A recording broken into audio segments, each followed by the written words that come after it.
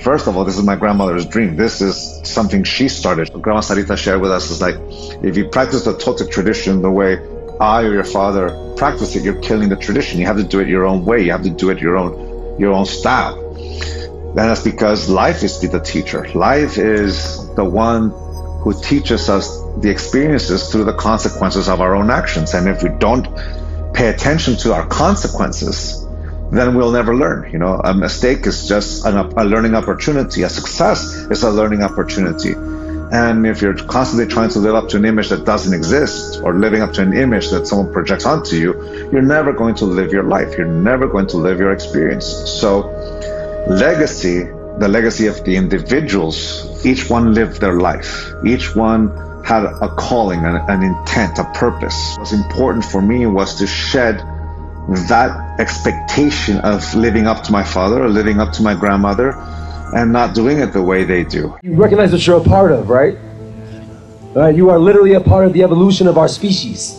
Everything will be different. Heaven on earth will happen when the planetary context has shifted to love. Relationship is the front line of human evolution. Sacred Sons Summit, a 2-day community experience featuring the voices and visions of Allison Armstrong, Don Miguel Ruiz Jr., Debbie Brown, Brian and Rhonda Swan, as well as Sacred Sons co-founders Adam Jackson, Neil Christensen, and Kale Kahi, with music and concert performance by Parangi, and workshops facilitated by our Sacred Sons leadership. Join us in San Diego, California, April 11th and 12th. The summit is rooted in heart, mind, body, and spirit.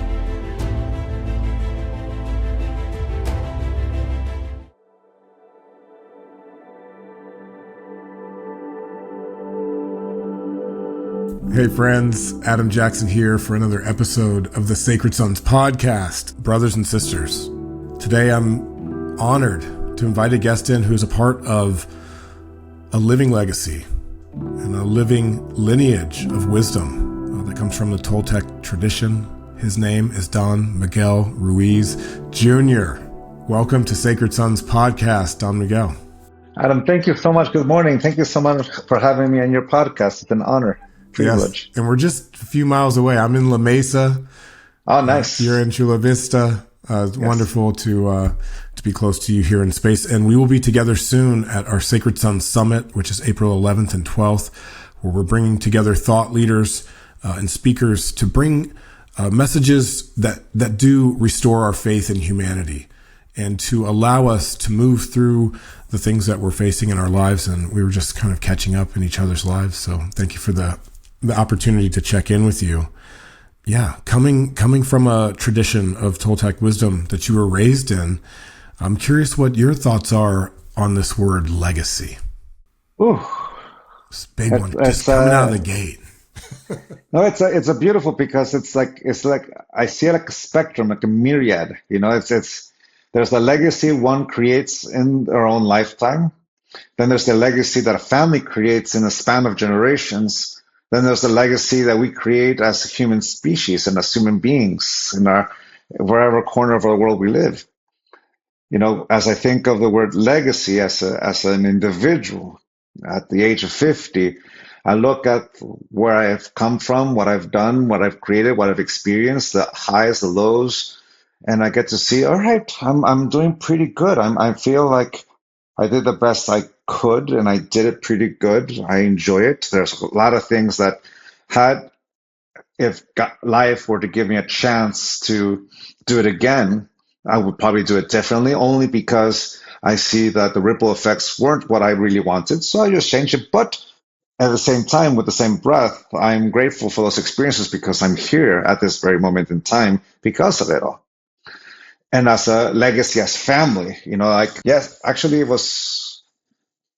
I believe it was yesterday. We were at my mom's house at her new place, and we're unloading boxes, and my father's with us. So we're helping my mom unload into our new new spot. And we uncovered a box that had stuff from my grandmother, stuff that is from when she did healings in Barrio Logan, and she had a little temple in Nueva Vida. This is what it was like the little newsletter from when she was in the Reader magazine back in 1982. This is from that time. And reading the pamphlet and what they're talking about her. This is before my father even became Don Miguel Ruiz. He was still a medical doctor in Tijuana, and he just graduated from medical school like 3 years prior, and he's beginning on his journey. But there's my grandmother already being featured in the San Diego Reader, and like we saw all these little pamphlets, all these little like articles about my grandmother, and seeing how you can say it's her journey. Like, she's the one who decided to share the family tradition outside the family. She shared in a space she called Nueva Vida, which means in English, new life, with my grandfather, Don Luis. And in Barrio Logan in the 70s and 80s, they did a lot of healing, like psychic healing, faith healing, curanderismo in Spanish. And she were really helping the community. So when my father had his aha moments and began to learn from my grandmother, and he stopped being a medical doctor, he became her apprentice, and seeing where he started, very similar to where I was, around the same age, actually, actually younger. He was in his 30s when he started. I got to see how he began his journey. And when he first started, it was basically my grandmother's reputation. It was the work she had done and my grandfather's work that they've done, but it was mostly my grandmother, the focal figure, and the legacy that she created herself, that at first, like, my father would be part of it, and eventually he had to step out of her shadow and even out of her legacy in order to create what he eventually became. So when people ask me what is it like to walk in my father's footsteps, I have to always correct them, because it's not my father's footsteps I'm walking. First of all, this is my grandmother's dream. This is something she started. She's the one that planted that seed and put so much faith in it and work on it that it sprouted enough to create a space for my father to be able to not just learn, but to apply. And as he applied it, he developed his own words and became Don Miguel Ruiz. And the same thing with us. Like, in my life, that legacy, it was all there in my life. I grew up, and my grandmother was already Madre Sarita. Madre Sarita, Hermana Sarita, she was already that figurehead in that community. She was already respected. She already had the body of work that she had done. And I still remember, as the eldest, I remember Dr. Miguel Ruiz, and then I remember Apprentice Miguel Ruiz, and I know Don Miguel Ruiz. I've seen the evolution of who he is, and even seeing the other side, like, not that he is retired or semi-retired, because he still gets bored and he wants to do a presentation here and there, or not anywhere else but just there. It's interesting to see how, for me, I grew up in a space where I had my grandmother and my father teaching at the level they taught, and worked in the level they learned. And one of the biggest things that was important for me was to shed that expectation of living up to my father or living up to my grandmother, and not doing it the way they do. It's like you can always feel the people who want to put us back in our lane, as quote unquote, put us back in our lane. And we're doing it our own way. As my brother shares with us, like, Grandma Sarita shared with us, is like, if you practice the Toltec tradition the way I or your father practice it, you're killing the tradition. You have to do it your own way. You have to do it your own style. And that's because life is the teacher. Life is the one who teaches us the experiences through the consequences of our own actions. And if we don't pay attention to our consequences, then we'll never learn. A mistake is just a learning opportunity. A success is a learning opportunity. And if you're constantly trying to live up to an image that doesn't exist, or living up to an image that someone projects onto you, you're never going to live your life. You're never going to live your experience. So legacy is those things that you admire the body of work, say, of a family. As a group, we've created quite a bit. We've shared our word as best we could, and it has resonated and it has helped. But in the legacy of the individuals, each one lived their life. Each one had a calling, an intent, a purpose. My grandmother, she did it with her faith healing, her healing. My father did it with his words, with his compassion, the merging of spirituality and the scientific world. As a medical doctor, he was able to speak that language. One of his main tasks was to clean up the Toltec tradition and take out as much, not just fanaticism, but superstition out of it and only leave what he calls common sense. So in his point of view, the Four Agreements, the seminal work, is the result of him cleaning the Toltec tradition from a lot of superstition. Of course, there was pushback with that for the people who wanted the spirituality. Yeah. They still wanted Castañeda. They wanted all this. They wanted more superstition, depth, potentially. Yeah, exactly. My father says, no, let's go to the roots. Right. The root is simple. The root is human experience. The root is life itself. If we pay attention too much to the superstition, to the metaphors, because that's the mother of superstition. Metaphors is the lesson, and superstition is the distortion of the metaphor. The metaphor is a lesson, a story. The elders teach their young students, their grandchildren or children, through the metaphors of life, the stories where we can relate. Because we haven't experienced it, we take the metaphor literally and we attach ourselves to it and we create superstition from it. And at that point, it stops being a functional learning instrument, but becomes this thing that we have to live up to, and it has to be this way, and it has to be, and no change should come to it, because if we change it, it'll get lost. But my grandmother always taught us, no, you have to let it evolve. You have to let it grow and let it change. Let it move like a river. Water that becomes stagnant becomes corrupt. And so the water needs to continue moving, and the legacy continues moving along with time. Yeah, exactly. Yeah, I really feel that. Let life flow, and the lessons will adapt to that lesson. Yes. I feel that, and I love so much that your legacy, from your perspective, comes through the grandmother. Like that is just such a powerful statement of your experience, but also just for these times. Yeah. And how, like, really recentering feminine wisdom as a leading example, as the legacy. I think that's really beautiful. And I see legacy not as a status, but as an act of service. How many people can we be in service to?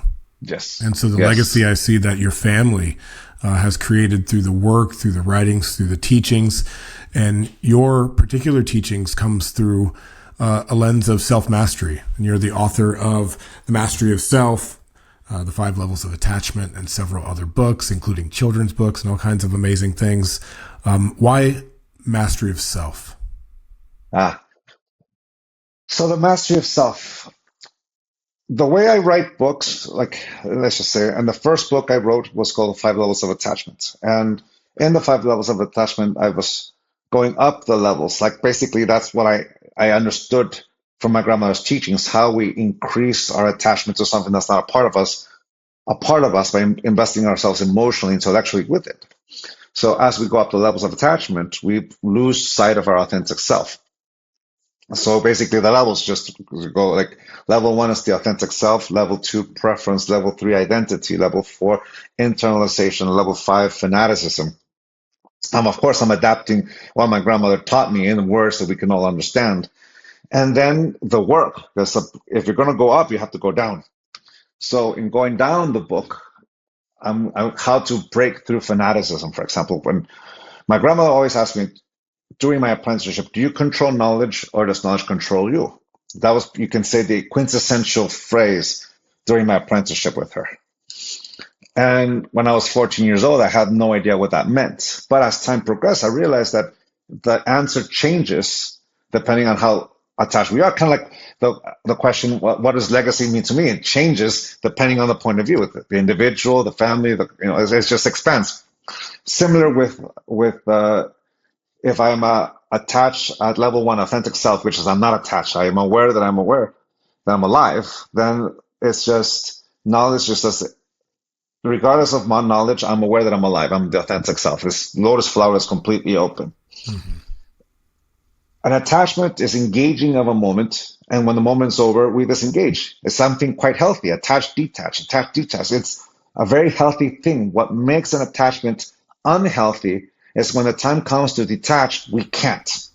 So at level 2, we engage a moment, which is the preference, the infinite possibility. That's the authentic self. The authentic self is the infinite possibility. We can go in any direction in life, where there's constant opportunity to go in any direction because we're alive at this very moment in time. We can use the energy that animates this body and mind to manifest something.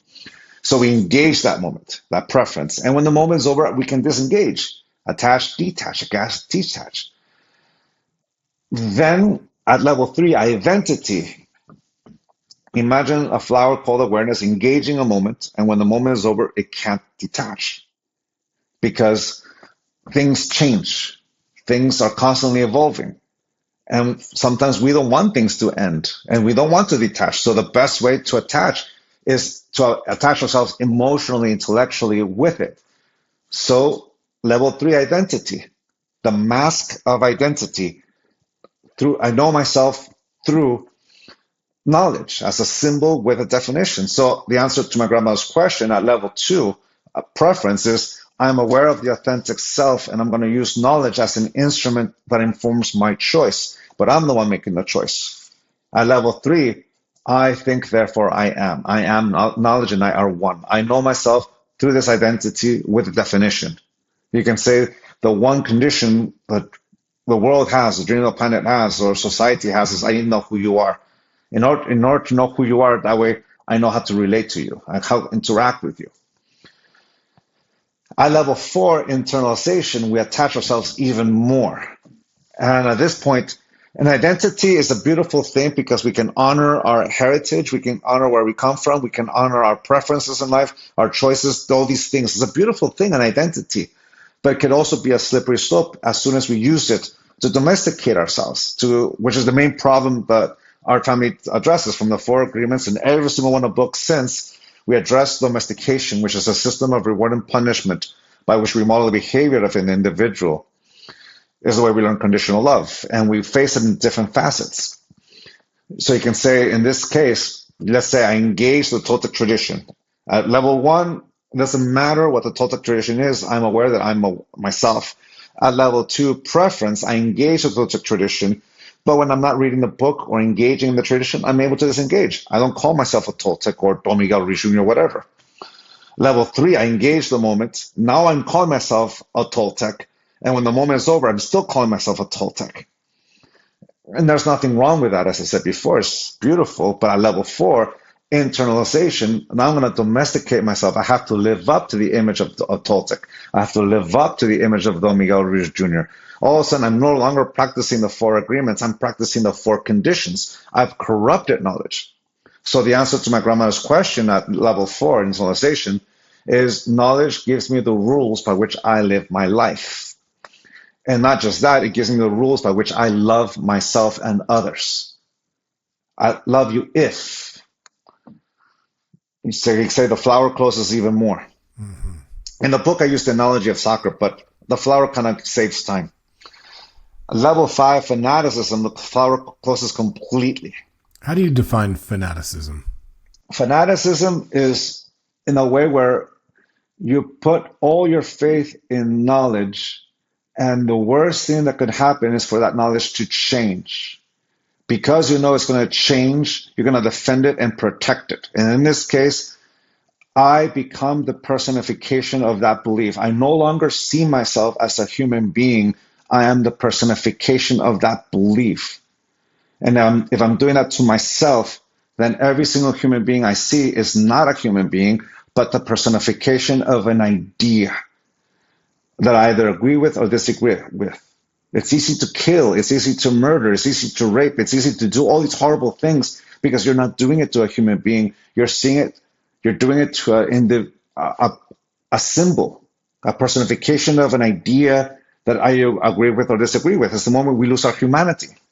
And because we lost our humanity, we lose sight of anyone else's humanity.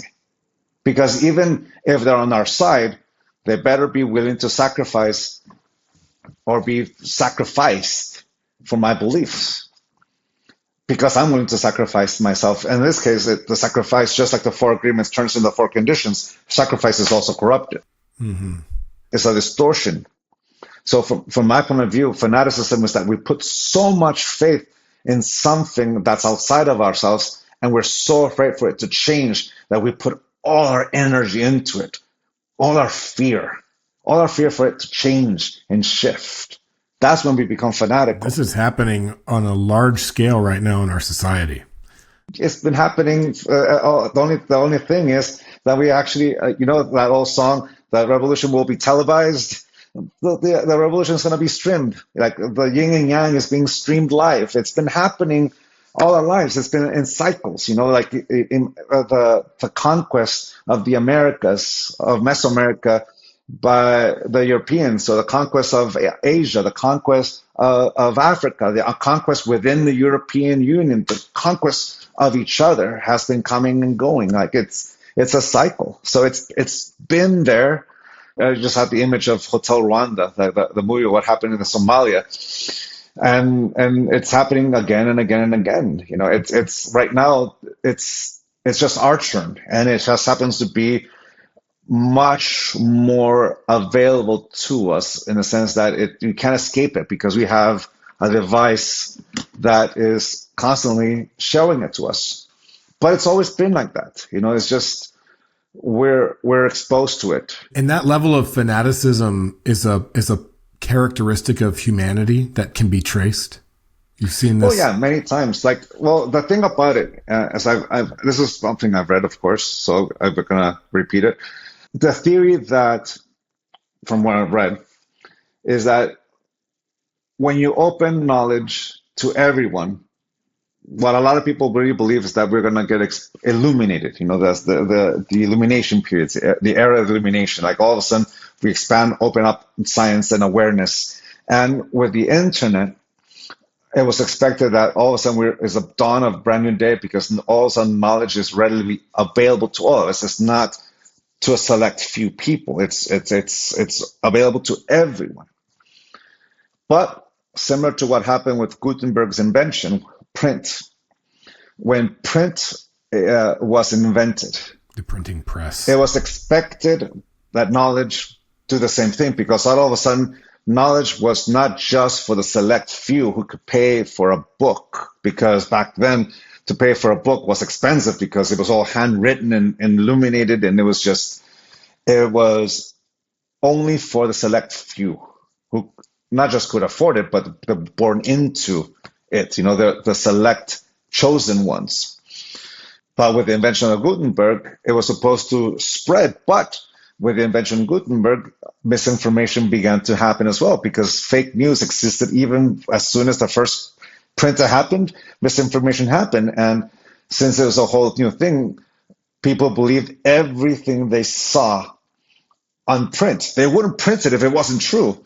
That would happen again with the radio. That happened again with TV. That happened time and time again. And with the internet, it wasn't isolated. It continued there. The fake news, even more exacerbated with AI, to the point where we cannot believe even what we might see. Yeah, which is good for the people who want to share the truth. And it's also good for the people who don't want you to see the truth. Mm-hmm. It's depending on from the point of view of what you see, of course. It's just cast out as much as you can, and you have an uninformed individual. But going back to the question of fanaticism, when a situation like this, with Gutenberg's invention, as well as the expansion of the internet in the last 25 to 30 years, every belief you have is in danger of being exposed as not true. And if you put all your faith in it, you either accept it or you double down. And nope, you begin to distort it to make it fit your own narrative. You spin it. You spin it in the way you want to see it, which is what all the news outlets are now doing. Like depending on which news outlet is going to spin it to the base it wants to control. But it's something that's been happening all time and time again. And we're seeing that now with a very specific example. We're here just a few days after war has unofficially broke out with Iran. And so there's a fanaticism that's happening with the MAGA movement where they voted for someone who was saying they were the party of no war. And now it's being spun and distorted to the point where the same folks who said they didn't want war are now justifying that we need to be going to war today. Like on the grandest scale, this fanaticism is playing out, and the distortion is playing out to the point where we're, threatening, the potential harm for thousands and millions of people. And to me, it's like it goes back to an image of Don Quixote de la Mancha. Don Quixote de la Mancha preferred his illusion over the truth, because in his illusion he was righteous, he was right, he was Don Quixote, because he did not like his real truth. He did not like Alonso Quijano. He did not like that image of self. He preferred what he read in the books. And instead of seeing windmills, those are giants. And when he rushed to attack that first giant, and the windmill's wing takes man and horse over and throws him to the ground, Sancho Panza goes up to him and says, "Don Quixote, are you okay? What's the matter with you? Those are giants, they're windmills." "Ah, Sancho, how naive you are. My arch nemesis, the magician, turned these giants into windmills just to make me look bad." He did that because if he acknowledges those are windmills, his real name is Alonso Quijano, the truth. But for as long as he sees giants, his name is Don Quixote. So we distort it. So we corrupt it. We want to see what we want to see. In the work, how do we meet this level of fanaticism? If I'm understanding correctly, the work of the 5 levels of attachment is to be able to unattach maybe from the fanaticism. To have a moment of clarity. It's like, for me, it's to break the cycle of domestication, to have that moment of clarity of becoming aware where I'm attached. If you become aware that you're fanatical and you want to stay fanatical, by all means continue. That's what your choice is. But if you want to let go, there's a path to letting go. To go from level 5 to level 4 is, you can say, be skeptical but learn to listen. The ability to question is the truth. And in our attachment to our fanaticism or domestication, if you even question it, you are a traitor, you're a blasphemer, you're whatever it is term someone uses to make you judge yourself or even question it. Like, how can you question it? It's like, but in questioning, it allows you to see whether it's truth or not. If it survives your scrutiny, then you keep saying yes. If it doesn't survive your scrutiny, then you have the ability to let go. You can go down your level of attachment. The mere fact that you even question it is a big step, because to a lot of people, that's just not acknowledging it. We prefer denial over the truth anytime, until we no longer want to live in the illusion. So to go from level 4, internalization, to 3, identity, that's the work. That's the 4 agreements. That's using the 4 agreements as opposed to the 4 conditions. The 4 conditions is the corruption of the 4 agreements. The telltale sign that we use the 4 agreements as an instrument of domestication is judging ourselves for taking things personal, judging ourselves for making assumptions, judging ourselves for the rest of it. That's the telltale sign. I'm trying to live up to it. As soon as I live up to the image of the 4 agreements, then I'm worthy of love. But that's the corruption right there. There's the domestication. It's a choice. An agreement is the action of saying yes. So becoming aware starts with acceptance of the truth. I take things personal. I make assumptions. Sometimes I'm not impeccable with the word. Sometimes I'm not skeptical about at all, about hook, line, and sinker. And sometimes I don't do my best. Just ask my wife. She is my witness. It's the moment to accept the truth. You stop pretending to be something you're not. Acceptance, and in this case, That's how we go from fanaticism to internalization, by acknowledging the truth. It's kind of like when you go to rehab or go to any... Yeah, or even go to confession. Exactly, is that you acknowledge your truth. This is what I have done, and you own your choices, and then you start doing the work that allows you to heal from the wounds that conditional love left in your heart, the wounds that indoctrination, domestication, conditioning left in your words, whichever word you prefer. Then going back to your original question, why the mastery of self? Where does that come from? The mastery of self, when I was writing the book, The 5 Levels of Attachment, I started going off on this tangent. The tangent going from level 3 to level 2. Because all the work that we've done before, like what a lot of people really do, we're used to going from level 5 to 4, 4 to 3. We're used to doing the work that allows us to heal our own wounds. Yeah.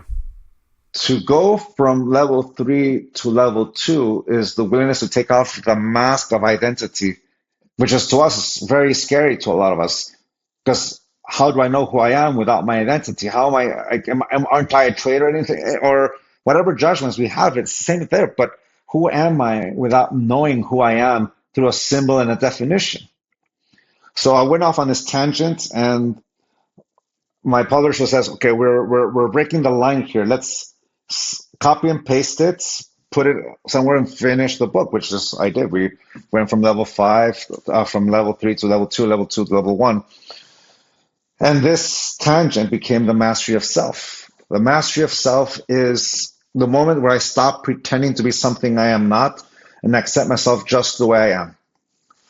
When we talk about mastery in our tradition, in our legacy, since we use the word legacy, it's not about domain over something or power over something. It's about practice makes the master. When you put something into practice, at first, it's like the analogy I usually give. I give this in the Mastery of Life. I think it's in the Mastery of Self. But it's like reading a cookbook. If you read a cookbook, but you never apply the recipe, you'll never know what the meal will taste like. The only way to know what the meal will taste like is following each and every one of those steps. And at the end, you either made a meal that you like or you don't like, but at the very least, now you have the experience. Yes, the learning is in the doing. Exactly. You have that trust in yourself to be able to take the steps. I trust myself. That's what practice does. And little by little, you start getting better and better to the point where you start adding ingredients, subtracting ingredients, changing the recipe. Every time you want to make the meal, you bring out the recipe, but then it's going to come that one day. It's going to be that one day where you don't bring out the cookbook because you know the recipe. You know it by heart. At that moment, trust turned into confidence. I am confident in myself to take the steps. I'm confident in myself to make these choices. And then comes a day where, for example, with me, I have a recipe that I make a spaghetti that my kids love, my wife likes, and my mom tries to steal. And she tries to beat me to the punch and make it before I make it because she sees that the kids like it. And I did pretty good because I learned I really mastered cooking this when I was living in Sacramento at 200 feet in altitude. And then we moved to Reno, and our house was at 5,000 feet. And all of a sudden, things changed because water boils in a different temperature or time. So all of a sudden, I realized I was cooking with two ingredients I didn't know I was cooking with: time and altitude. So if I had little trust in myself, then I'd be judging myself. Oh, what kind of cook am I? It's just, and the whole diatribe of punishment for not living up to that image that could have happened there. Or I trust myself, I have confidence in myself, and I'm able to adapt to it and change. And when that happens, faith is born. Faith in myself to take a step, to make a choice. And that's when I become a master. I have mastered the capability of the intent that animates this body. So it's not dominion over it. It's kind of like this interaction, this intimacy between me and life, where we co-create together with the environment that surrounds us, with the elements that we have. So when we talk about mastery of self, it's that confidence in myself to be me, that I don't have to pretend to be something I am not for the sake of someone else's point of view or prejudice or whatever. And I don't even need to impress anyone. All I have to do is just live the life I want to live. And it's okay to be terrible at something. Me and my brother, we post videos of us playing guitar or bass, in my case. And we don't mind, like Dave Grohl says, like from Foo Fighters, says, don't be afraid to suck. Don't be afraid to be terrible. Be out there and be terrible. because that's where you get confidence. It's the cookbook all over again. Just don't be afraid to be terrible at something you're starting, and with practice you get better and better and better, and it motivates you. And that's the mastery of self, the mastery of my ability to live my life, to accept myself just the way I am, to love myself unconditionally, which simply means I'm willing to see myself. Conditional love only sees what it wants to see. Unconditional love is the willingness to see the whole of the yin yang, to accept that shadow self just as much as the light. And that's the mastery of self right there. There it is. The yin, the yang, the ability to accept the shadow self along with our ability to have faith in oneself. I love that piece of where the evolution isn't just to confidence or knowingness, but it's a faith kind of in the fullest expression of oneself. And you're constantly changing, constantly evolving. It's putting yourself within as opposed to something outside. Right. So that's kind of my thing with mastery, if I'm being fully honest, is there such a thing? I can understand mastering the meal, and as time moves on and things change, like, is there ever anywhere to truly arrive? Would be my question. It's kind of like the attachment detached. You engage a moment, and when the moment's over, you detach. You hit it, and then you let it go. Because that's the thing. It's like, I've had experiences in my life. I've had experiences where I've had all of a sudden like spiritual awakenings in my life that all of a sudden I'm in one with everything. I had that beautiful, blissful moment. I've had those experiences where the assemblage point shifts and I see life without a filter, and it's fantastic. And you think, oh, I've done the work. Everything in life is automatic. No. Life is like this. Like my grandma would say, if you want to make God laugh, tell her your plans.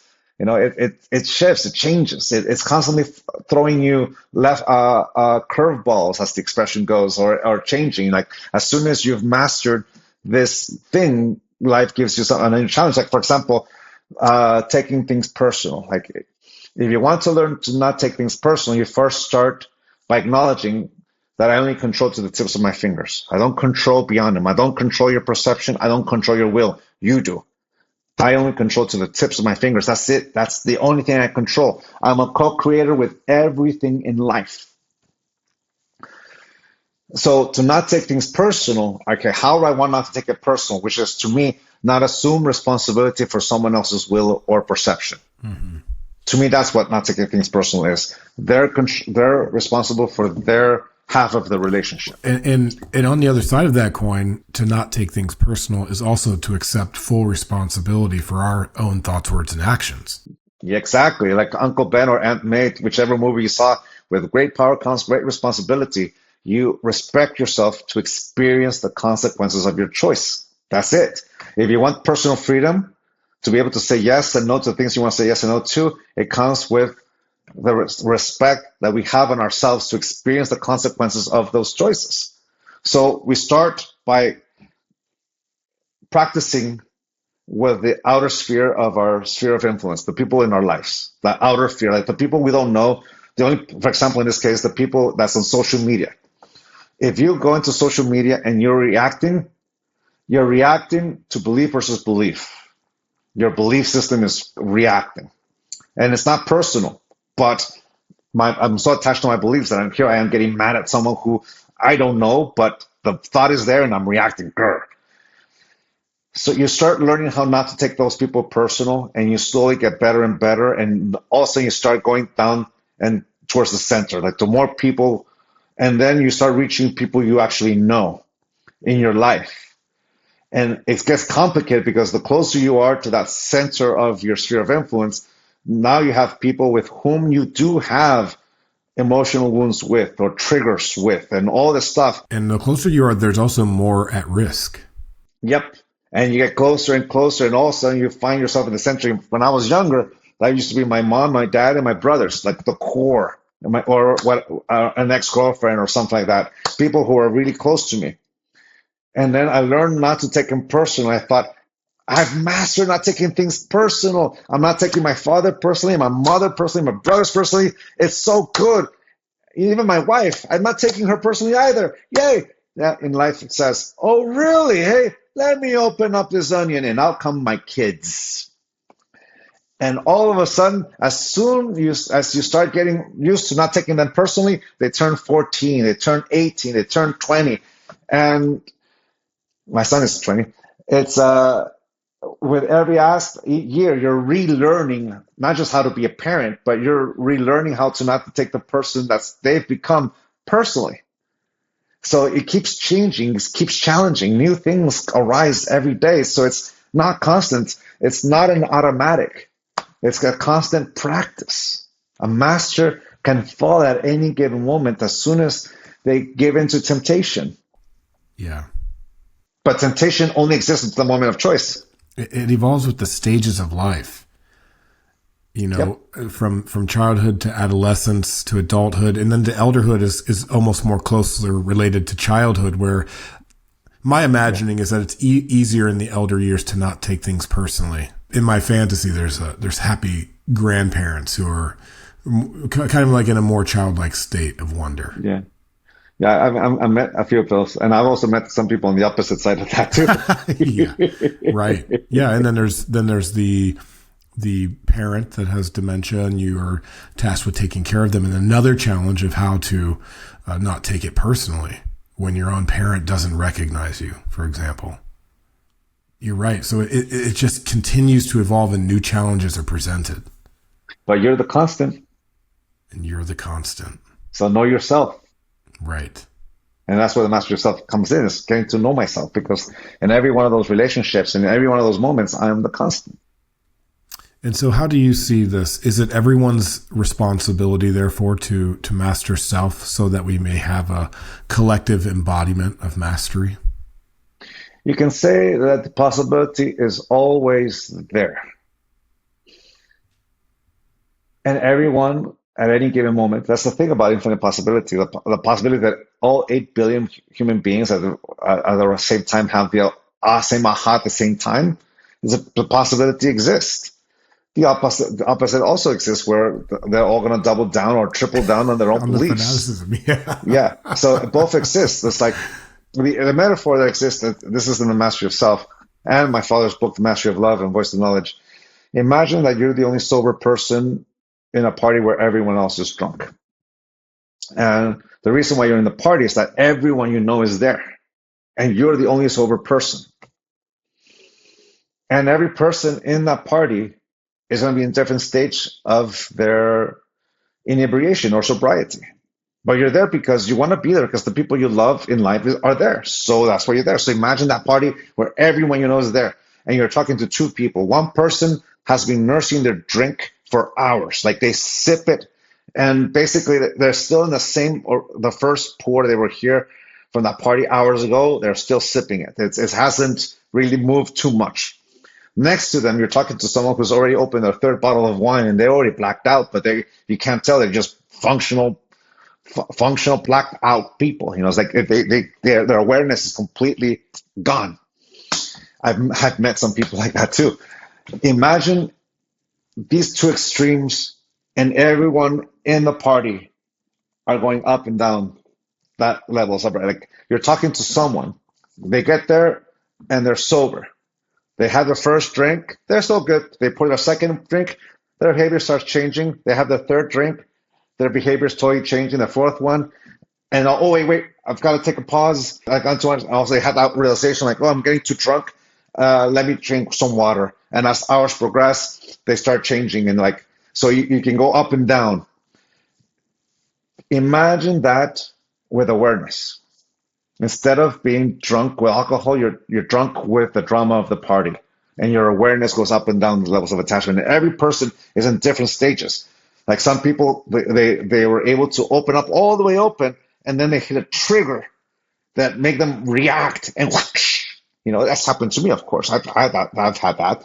And it goes like this, and then we have the aha moment. Oh, that's right, I'm doing it again. Good one. And then we begin to open up again, and here we are. So basically, every person in your life is like this, and you're the only constant person. and you're the sober person. So what are you going to do? Are you going to drink in the drama of the party and nurse the drink the way the other person does? Or open a third bottle of wine like the other person does? Or are you going to stay in your discipline? Yeah, you decide. So your choice. What I'm hearing from you is that a collective embodiment is, while possible, and anything is possible, unlikely. Oh, and that's the thing. It's like right now, even what we know through a lot of the wars we're seeing in the world, and even what's happening now, it's like, oh, wouldn't it be better if the whole world has my same religion, and I'm going to conquer lands and bring in the Inquisition so they can see the light. You can force it by other people, or you can just simply respect it. There's no need for missionaries. You can just simply share it. Like my brother, he's a vegan, and he doesn't push it down on anyone. And a lot of people around him eat vegan not because he forces them to be vegan, it's because they see how he's in great health. Like he lost 100 pounds. People think that he's my son whenever I'm next to him. We're only 3 years apart, and people say, "Oh, aren't you proud of my son?" Like, yes, I'm proud of my son. And they point to my brother, like, "Wait, he's my brother. He's 3 years younger than me." And they think he's my son.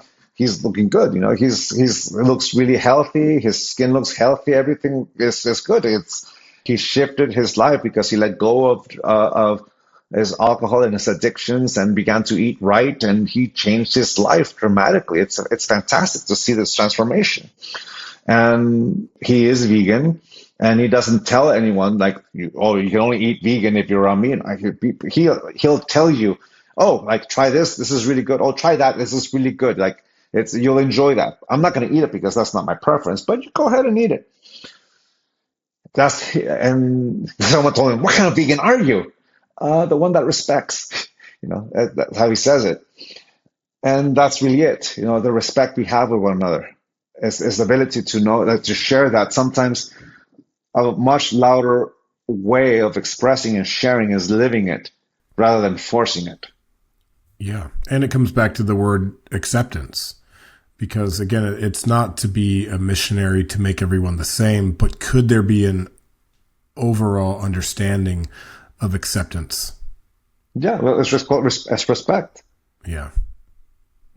It's like, here's the 4 agreements. You have a choice to read it or not. As opposed to, wouldn't it be easier for me to practice the 4 agreements if everyone practiced the 4 agreements? And there's the 4 conditions. The 4 conditions is speaking right there. Yes. There it is again. The shadow in the light and the light within the dark. Yep. Yeah. And so all we can truly do is to do our best. Always do our best. Yeah, because, for example, if I'm the constant in every relationship that I am in, if I do the work that allows me to heal the wounds, then I become the constant opportunity for unconditional love in every relationship I have.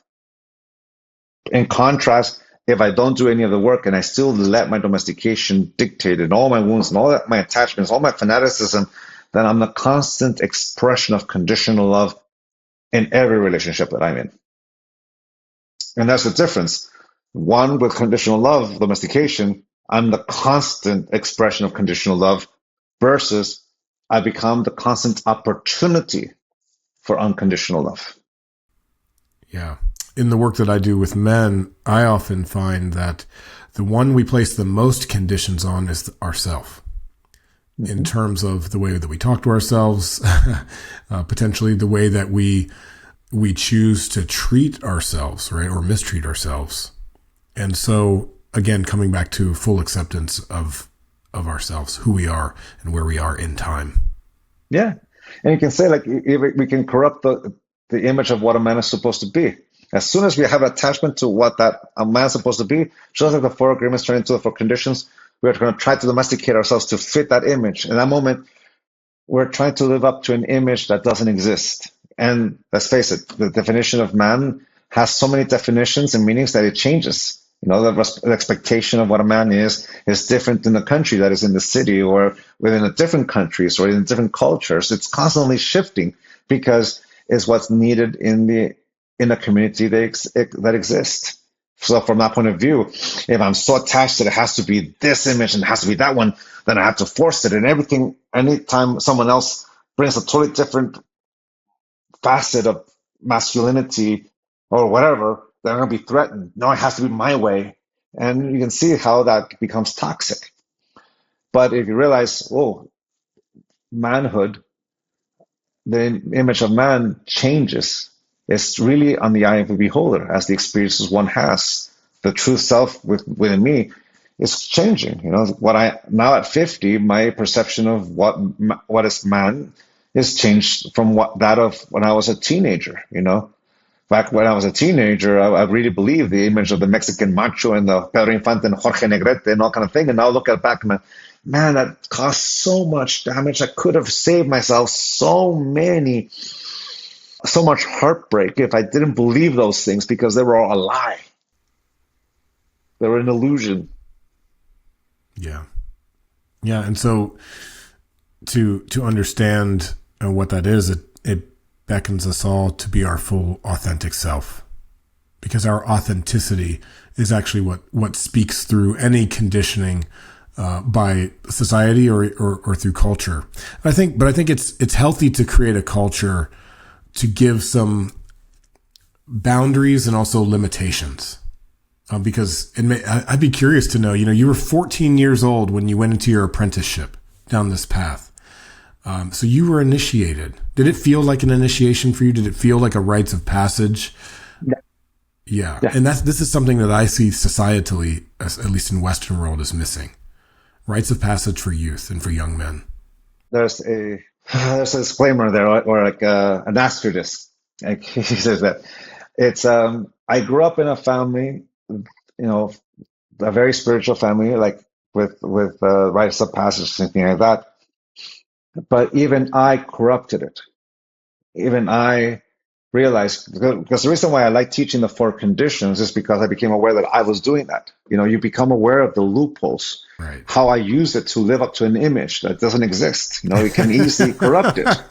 You can, like, my father releases the book, The 4 Agreements, this very first book, right off the bat, at the age, he was 45 years old, and I'm 21. And the first people tell me, like, so when is your book come out? And if I believe it, I'm going to use it to reinforce it. And I had a lot of enablers to make me believe, don't believe your own hype or whatever. Don't believe that image is projected.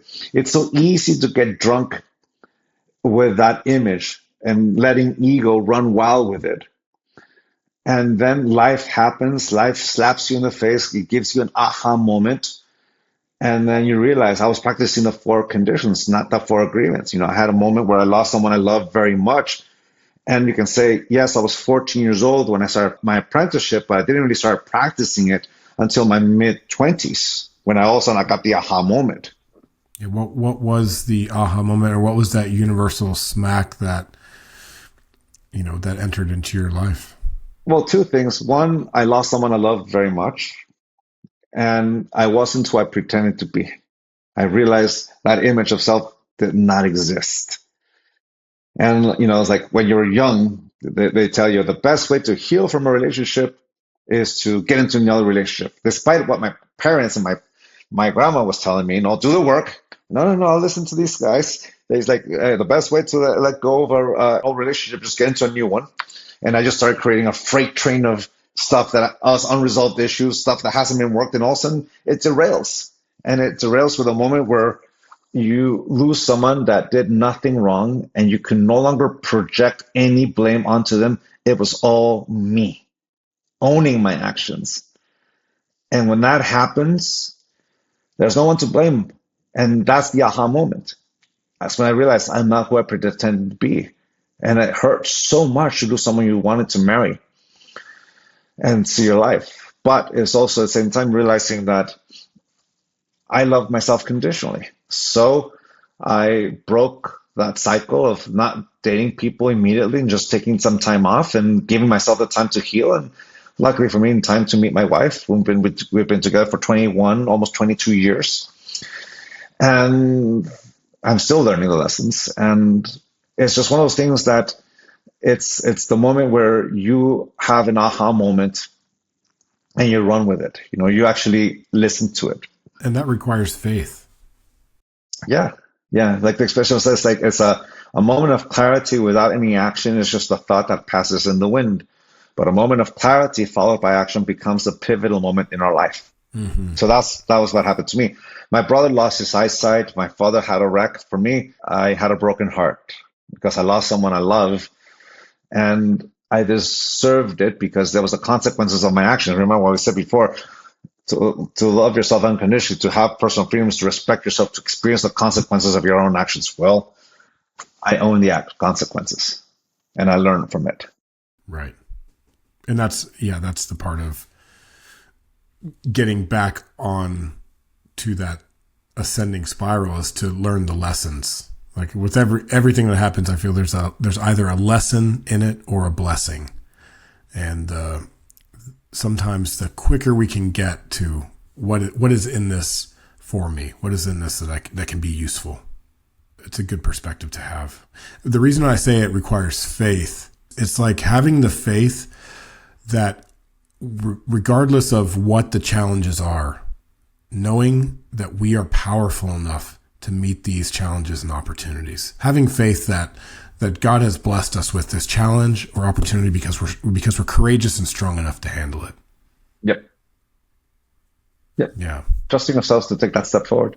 Yeah. Before we got on, we spoke a little bit about your son. Would it be okay to share a little bit in this way? My son, Noah, who's 11, he's also on the spectrum. Although I would say as he is growing and maturing, we see less and less of some of the characteristics of autism. With this opportunity that's in your life with your son who's on the spectrum, do you also feel that faith that you're strong enough to handle all of the challenges that may come? Yeah, although I have to tell you that there are moments where it was just incredibly daunting and overwhelming, and the body starts to break down. It's like my son went from mid to high functioning to mid to low functioning. We lost a lot during COVID, and whether he got sick with it or not, what matters is that during that time, 2020 was the screaming year because he was just constantly in pain, and he went into fight or flight, and we lost a lot of that part of him that was inquisitive and looked like loved to experiment and do all these creative things. And all of a sudden, we just lost so much. Like he was playing drums before then he stopped playing and just in his rumination and his cycle. And it's just puberty does that. It could have been puberty, could have been COVID, could have been many other factors, but he went to fight or flight, couldn't regulate himself, and he was constantly escalating. And that takes a toll. That it's daunting, and but you still do the work because we love him. I love my son, and I do the work. And I was averaging 3 hours of sleep at night. And after I had a concussion in the middle of it because I made a mistake of trying to restrain him in the middle of the bed. Actually, in this room, it's like he's trying to break that ceiling. And I made the mistake of trying to hold him on top of his bed, and we both fall. I grab him, and I land rough where I'm sitting right now, hit my head, and he still escalated, so I couldn't let go. And I didn't know I had a concussion until like the next couple of days. And then the one thing that's supposed to heal is like sleep. You have to sleep a good 6 to 8 hours, and I'm getting 3 hours if I'm lucky, maybe 4. So I prolonged the time to heal from a concussion. It just made it worse. So I myself was in fight or flight or diagnosed with caregiver's fatigue, and I definitely have PTSD from it. And that's where, coming from the book I just write, the Poisoned Arrows, like I write about, like the key to it is acknowledging that there is something. My brother always says this expression: in the Toltec tradition, there's nothing to learn but to unlearn. What should I unlearn? For me, anything that stops me from giving myself the permission to heal. Because it requires the willingness to acknowledge it. I have PTSD. I have caregiver's fatigue. I definitely take medication that allows me to recover and helps me, I have ADHD, so finally, after all these years, finally taking ADHD medicine, because before I had my coping mechanisms. I wrote 6 books with ADHD in it. I had to restart my reading, all that. I did that thing, but then I reached a point where I had an injury that all of a sudden I could not rely on my coping skills, because every time for example, I try to read, my second page, I would fall asleep. Like I would read, just the brain was just not ready.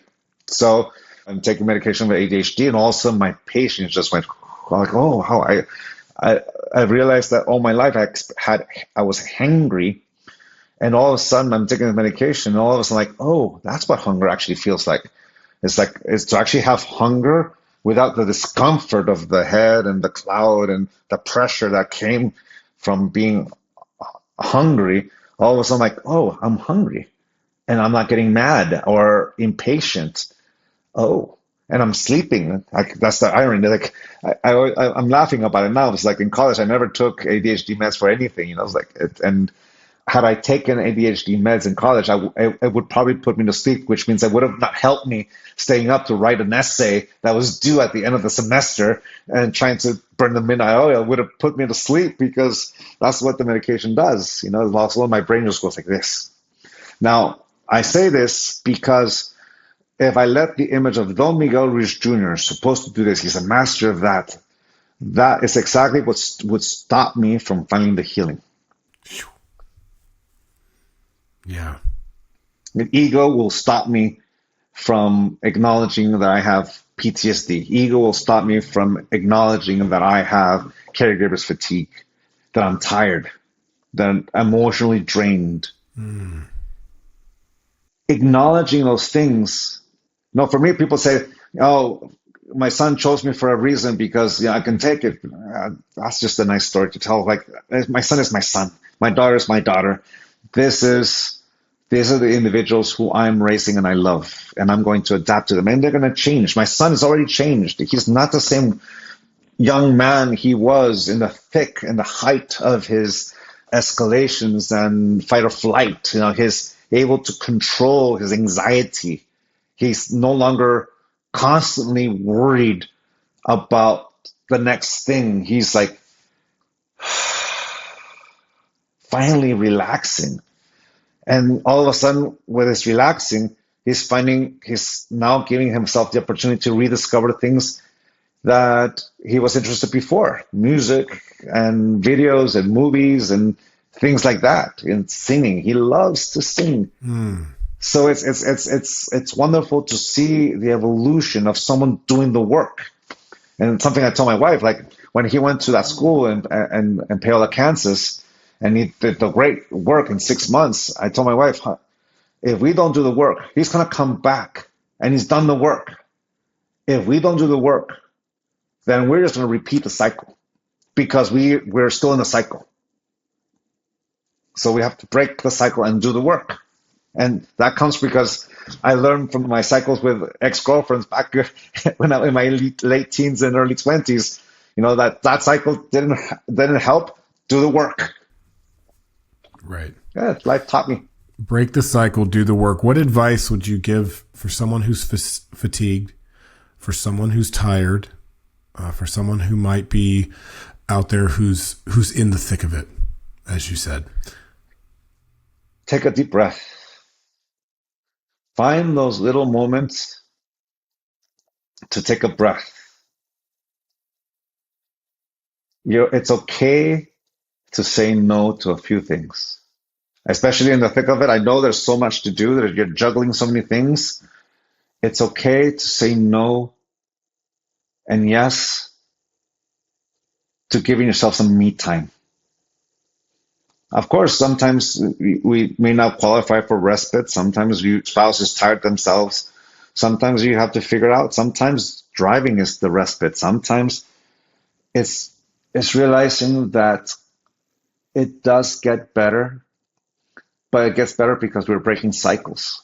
If you hope to get better without any action, it's just going to keep going. It's just going to keep going. You're just going to keep going. You have to break cycles. If there's something that's keeping you from healing, then that's the thing we can let go of.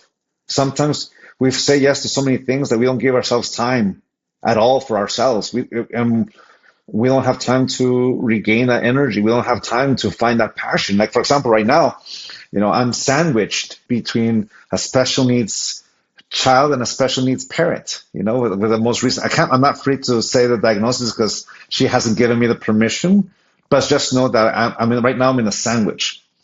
So I had to let go of some things that were helping me with my son. I had to let go because my mom needs me at this time, but I kept some things that make me happy, which is playing music, taking my bass lessons and guitar lessons. I go there and I come back going, to go into rehearsal with some other people from the school, the Guitar Center in La Mesa near your neighborhood.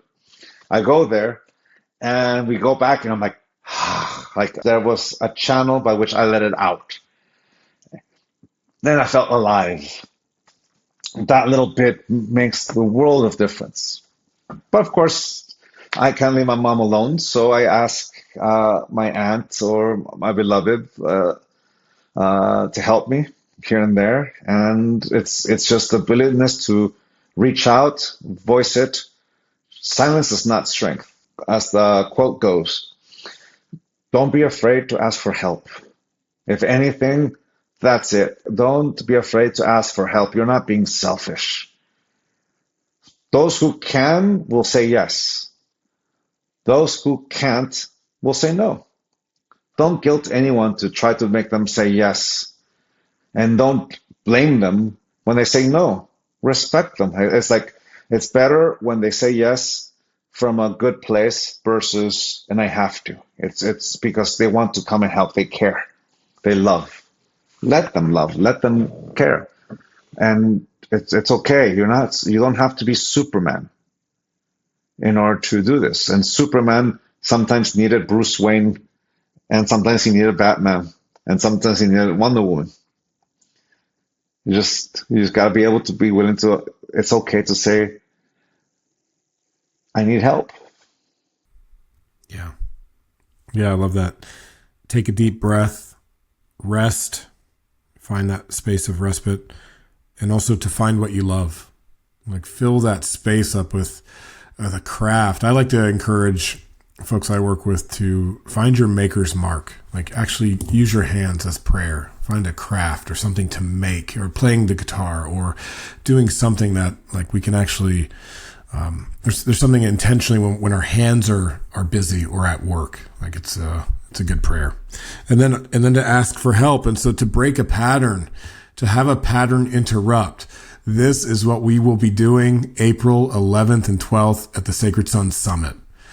If you are someone who is out there, who is seeking, who's raising your hand, asking for help or guidance, we are collecting some incredible thought leaders. Don Miguel Ruiz Jr., you are one of them, alongside of Allison Armstrong, music by Parangi, and of course our Sacred Sons facilitators. I will be there leading a team and hosting. And this is really an environment. What we do at Sacred Sons is we bring folks into an intentional container for just this, for asking for help, for excavating the shadow, for confession, for honesty and authenticity, sometimes to be raised up and celebrated. Sometimes for our brothers and sisters out there too, it's not all suffering. Sometimes it's, could you just see me in my glory and my shine? I just wrote my first book, and that's where I'm at. And so can we celebrate each other as human beings? Can we inspire each other through collective embodiment through agreements? We have agreements that we step into in our container. And so our agreements are confidentiality, honesty, acceptance, ownership, and sacredness. And so these are the ways that we get into alignment. And when we come together in this way as community, I have to tell you, I have seen miracles. I've seen transformations happen just from that collective witness and from the willingness for those who want to say yes. Like, yes, I'm here in support. I'm here to show up and to support our brothers and sisters. It's a radical act in these times of division to call in unity, but that's exactly what we're calling in. Yeah. And so if you are willing, if you're out there and you feel this message, and I just want to say, Miguel, I love this, the vulnerability and also just the reality and the rawness that you speak with, because it's not all masked. And this is my original question of like, is there anywhere to arrive in mastery? And so it's we arrive, we attach, and then we disattach, and then we attach. Yeah. And so goes life. And so if you're on the journey and if you want that pattern to interrupt, join us in San Diego. I'm going to say it again, April 11th and 12th. Please don't miss this. It's going to be a phenomenal experience. I'm absolutely sure of it. And, I'm encouraging you to bring through, the spirit of this work that you've done, and also to once again, to celebrate you and to celebrate not only the legacy that you are a part of, but the lineage of this Toltec wisdom. Because we need these tools now. This is a time where folks really need these tools. Yeah, it's a good time to share. Yeah. Always working towards the best. Yeah. Yeah. Always working towards the best. With that, I'm curious, is there anything that you're working on now? Is there something more for you here in terms of a next book, a current realization or revelation for the times that we are in? Well, right now I'm so focused on my family that everything else outside of it is it's almost like Wow. it's secondary. Yeah. You know, right You're in a now, sandwich. for me, yeah, I'm in the middle of a sandwich that it's finding that center and not staying in that center, but surfing it. Because in San Diego, I might as well use it. So be able to surf that wave that allows me to stay on float. Yeah. Yeah. Okay. One final question. And this is a question I like to ask in terms of our legacy and our journey from our origins to our legacy. When the boy you once were meets the elder that you are becoming, what do they say to each other? All right.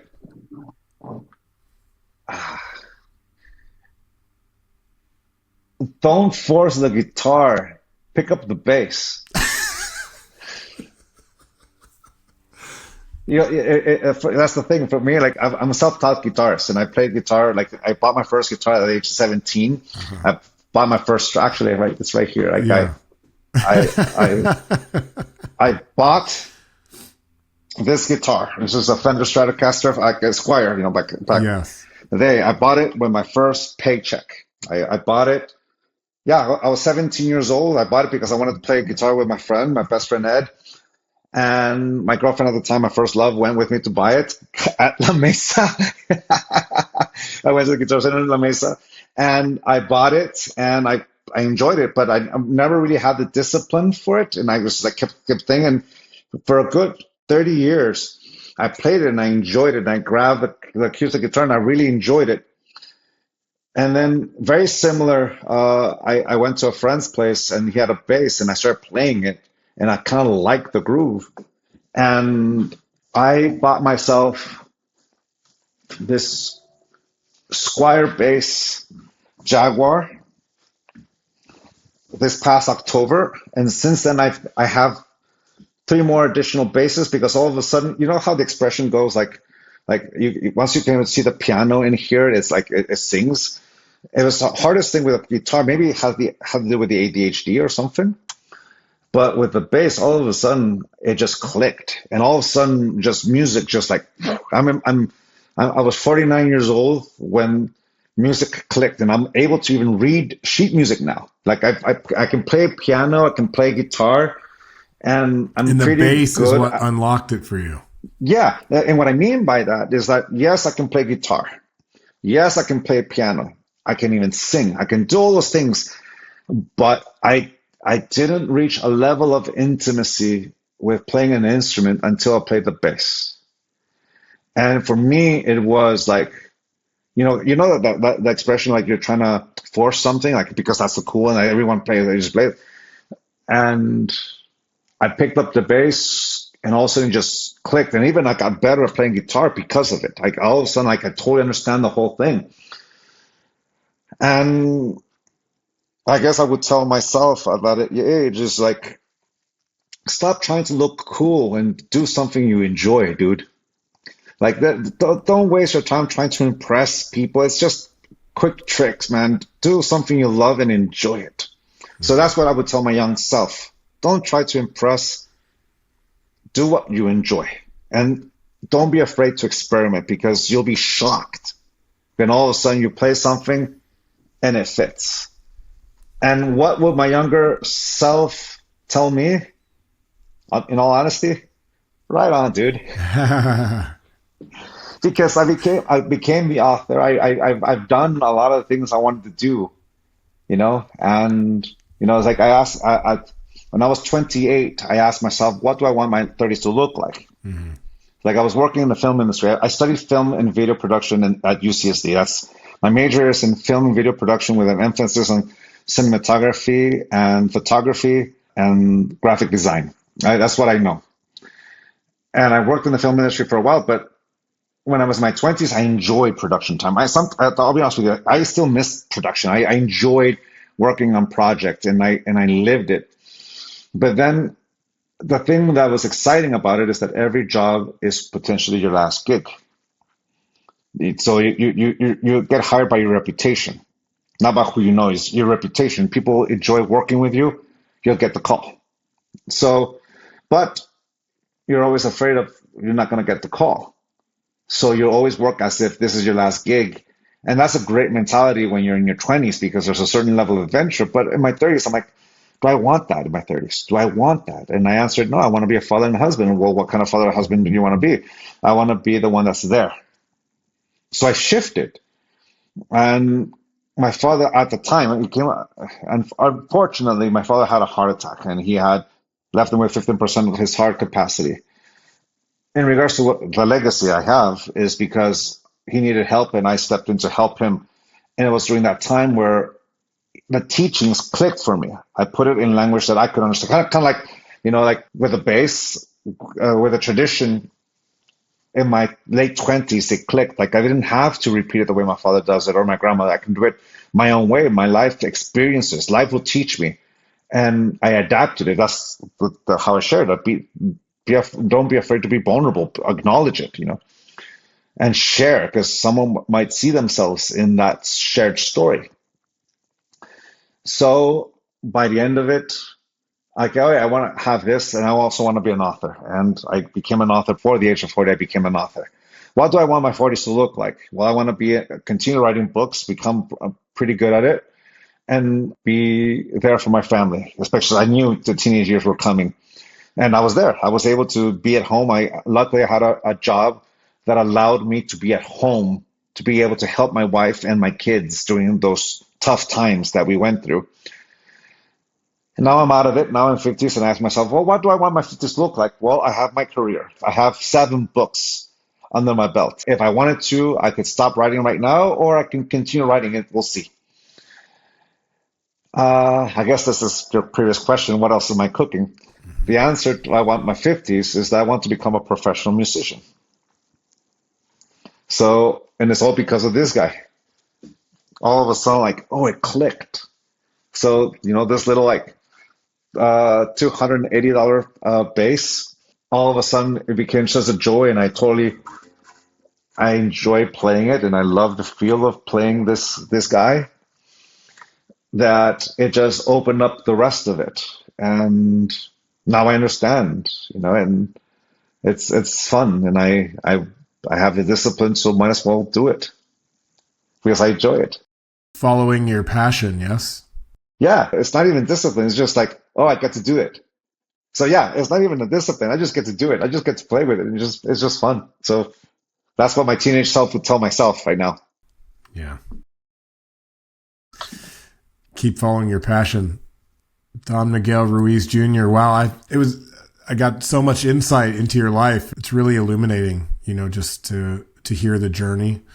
And yeah, appreciate all that you shared here today. And I look forward to sharing more space in person and, inviting folks into the conversation, but also the experience of this cycle of attachment, of non-attachment, of mastery, peaks and valleys, and in the continuance of the journey of life. I really appreciate just in this moment the acknowledgement of everything that we all go through, because I know there's so many folks out there who are in a sandwich. Yeah. So if you're in a sandwich and you want a pattern interrupt, come join us, come be with community, come have a sandwich and be in a sandwich with us. Any final thoughts? A song, a story, a poem, a prayer, any piece that you would like to leave with the folks who are listening? Well, Adam, first I want to say thank you so much for having me on your podcast. It's been a fantastic time. I enjoyed it very much. My mom was waiting for me, so I had to go down there and help her out and be with her. But I would tell anyone out there, just enjoy your life. Enjoy being you. The key to all this work is to enjoy. It's actually, it just reminded me, a teacher once shared with me this. She shared it in Shasta, Mount Shasta. I forgot her name, but what she said is tattooed to me. The key to enlightenment is effort. That's it. That's all it is. The key to enlightenment is effort. Since then, I've learned that effort is using the energy that animates this body and mind to make us make a choice or take a step. That's what effort is. So forget about the drill sergeant in your head. Is the choice we make every morning or every afternoon, whatever it is. Discipline is remembering to apply that effort. That's it. That's all discipline is. Remembering to apply that effort. And success is following through. All right. May we all find success. May we all find, remember our effort. Yeah. This is wonderful. All right. Don Miguel Ruiz Jr., Sacred Sons Summit is coming April 11th and 12th in San Diego. We will see you there. It's going to be like a bit of a mini festival. We're going to have vendors, speakers, music by Parangi. Now that I know you're a bass player, what's your band called? Are you in a band like with your brother? No, I'm still just playing? Student level. Okay, you're still student level, so we'll see when the music comes through. We just have a showcase, so basically we sign up and we play with other people. Yeah. So right now I'm getting used to playing with other people, and it's fun. I enjoy it. Yeah, I look forward to seeing Parangi. He is truly a master of music, and someone I also just am releasing a podcast with. So cool. Look forward to more to come and to seeing you in person. Much love, everybody. Peace. Much love. Peace. Have a good one. Cheers. Yes.